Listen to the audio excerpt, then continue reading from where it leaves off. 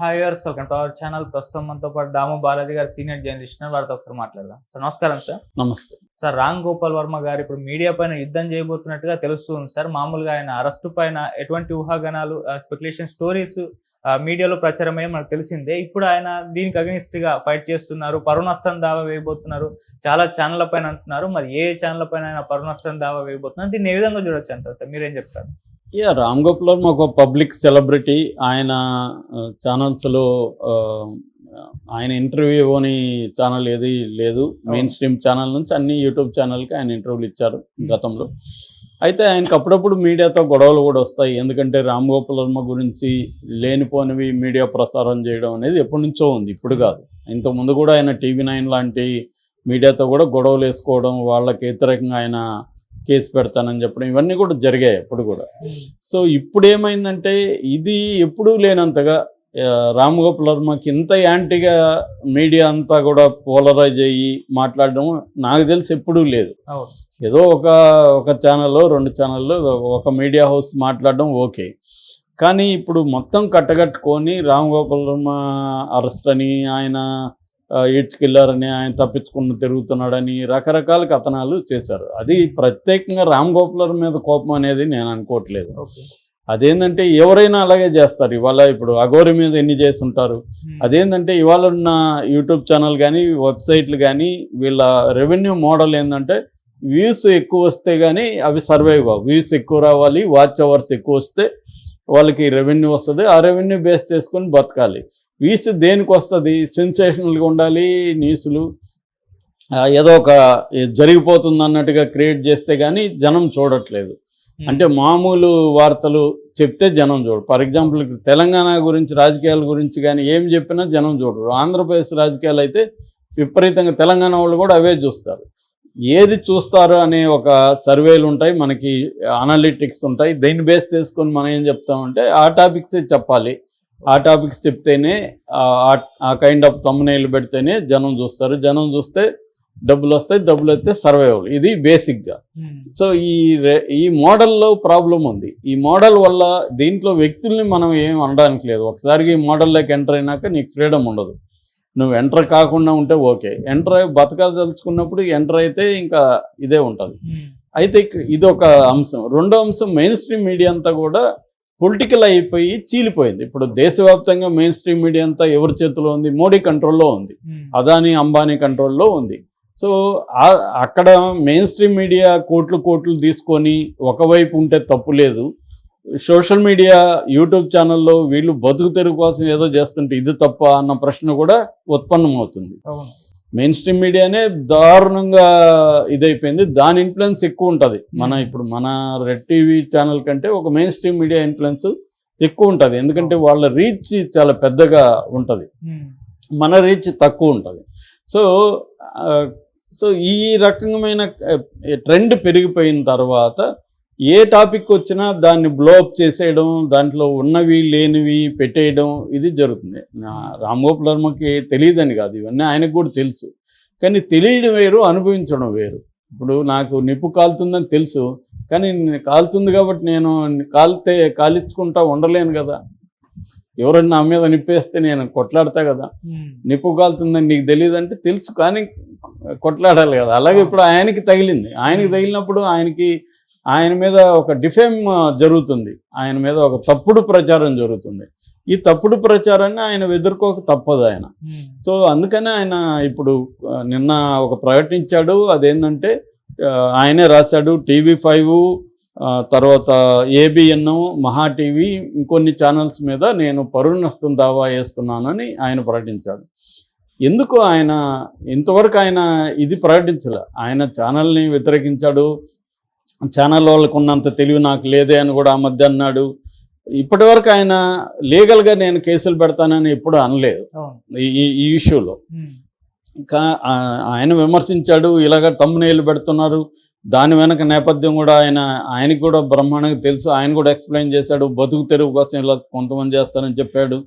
కానీ ఇప్పుడు ఆయన నిన్న ఇటువంటి డెసిషన్ తీసుకోవడానికి కారణం ఏంటి అనుకున్నప్పుడు నిన్ననే నేను ఈ టాపిక్ చెప్పాను. అదేంటంటే TV5 కానీ కొన్ని ఛానల్లో కానీ ఈ మధ్య ఒక వార్త బాగా వైరల్ అయింది, బ్రేకింగ్ న్యూస్ లాగా. అదేంటంటే ఈ ఏపీ ఫైబర్ నెట్ నుంచి రామ్ గోపాల్ వర్మకి వ్యూహం సినిమాకి 2 కోట్లు అప్పనంగా ఇచ్చారు.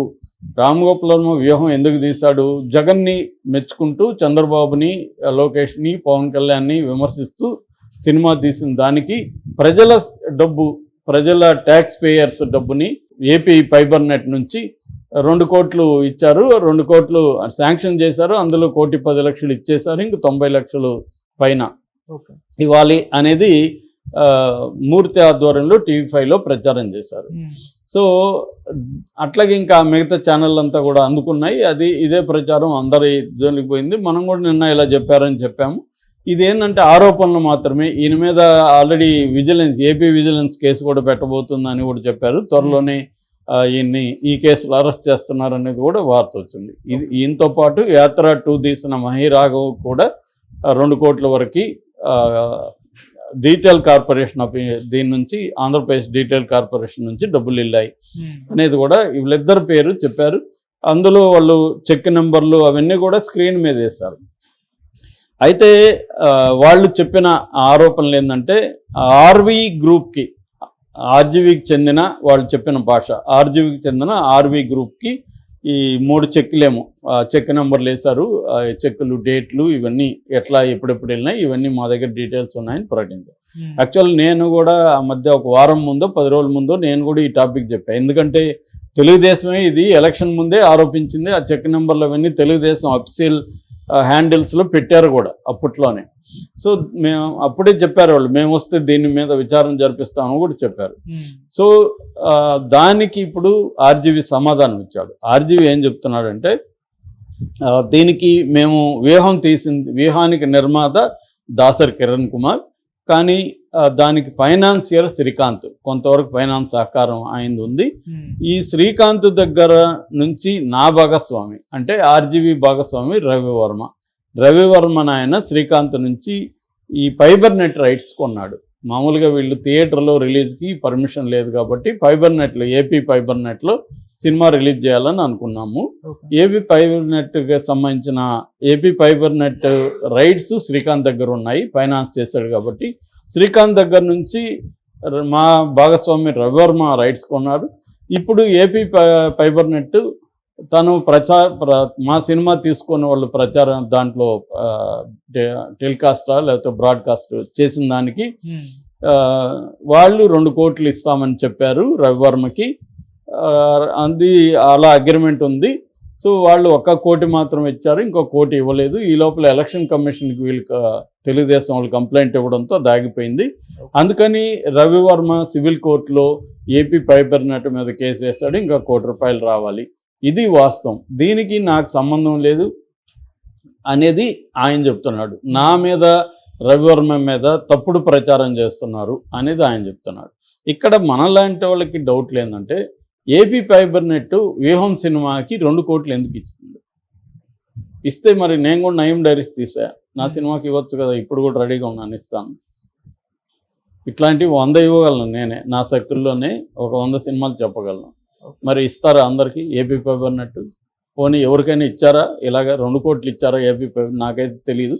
ఇచ్చితే మరి చెప్పాలి వాళ్ళు, మేము వ్యూహంకి 1 ఇవ్వలేదు, పలాని సినిమాలకి ఇంత ఇచ్చామని. అంత ఇస్తే బ్రహ్మాండంగా అందరూ కూడా ఇస్తారుగా ఏపీ ఫైబర్ నెట్కి. 2 కోట్లు ఇస్తే చాలా చిన్న సినిమాలు 1 పైసా వెనక్కి రాలేదు. కోట్లు పెట్టి 2 కోట్లు 3 కోట్లు పెట్టి సినిమాలు తీస్తున్నారు. వాళ్ళకి 1 పైసా రావట్లేదు, మగ్గిపోతున్నాయి ల్యాబులలో. మరి వాళ్ళకి ఫైబర్ నెట్ తీసుకొని వ్యూహానికి 2 కోట్లు ఇచ్చినప్పుడు నా నయం డైరీస్కి ఇంకా 3-4 కోట్లు ఇవ్వాలి, ఎందుకంటే పెద్ద బడ్జెట్ సినిమా అన్నారు. మరి ఇవ్వమోనండి, ఎందుకు ఇవ్వట్లేదు? ఎందుకు వ్యూహానికి మాత్రం 2 కోట్లు ఇస్తుంది? అది కూడా ఆయనే చెప్పాడు. 1.5 lakh వ్యూస్ వచ్చాయి. 1.5 lakh వ్యూస్ వస్తే ఎవడన్నా 2 కోట్లు ఇస్తాడా? యూట్యూబ్ ఛానల్లో నీకు 2 కోట్లు ఇవ్వాలంటే ఎన్ని కోట్ల వ్యూస్ రావాలి? ఇది ఒక విచిత్రంగా ఉంది. ఆయన తప్పు చేశాడని నేను అవట్లా, ఫైబర్ నెట్ను మాత్రమే నేను ప్రశ్నిస్తున్నా. అంటే ఫైబర్ నెట్ ఎవరి చేతిలో ఉంది? జగన్ కంట్రోల్లో ఉంది. జగన్ వ్యూహానికి ఎందుకు ఇచ్చాడు? వాళ్ళ ప్రశ్న కూడా అదే, తెలుగుదేశం వాళ్ళ ప్రశ్న కూడా అదే. ఆర్జీవీ ఫ్రాడ్ చేశాడని చెప్పట్లా వాళ్ళు. ఆర్జీవీ ఫోటోలు వేస్తున్నారు, అవన్నీ ఓకే. వాళ్ళు చెప్తుండేది ఫైబర్ నెట్ గురించే. ఫైబర్ నెట్ యాత్ర సినిమాకి వ్యూహానికి మాత్రమే ఎందుకు డబ్బులు ఇచ్చింది? ఫైబర్ నెట్ కావచ్చు, డీటెయిల్ కార్పొరేషన్ కావచ్చు, వాళ్ళిద్దరికి ఎందుకు డబ్బులు ఇచ్చిందని కదా తెలుగుదేశం మీడియా ప్రశ్నిస్తుండేది. అవును. దానికి రామ్ గోపాల్ వర్మ సమాధానం ఇవ్వకుండా మమ్మల్ని ఇది చేస్తున్నారని, అది ఓకే. రామ్ గోపాల్ వర్మని బ్లేమ్ చేసిన దానికి ఆయన వేయచ్చు. కానీ మన ప్రశ్న ఏంటంటే, మన ప్రశ్నే కాదు తెలుగుదేశం మీడియా కూడా అడుగుతున్నది ఏంటంటే,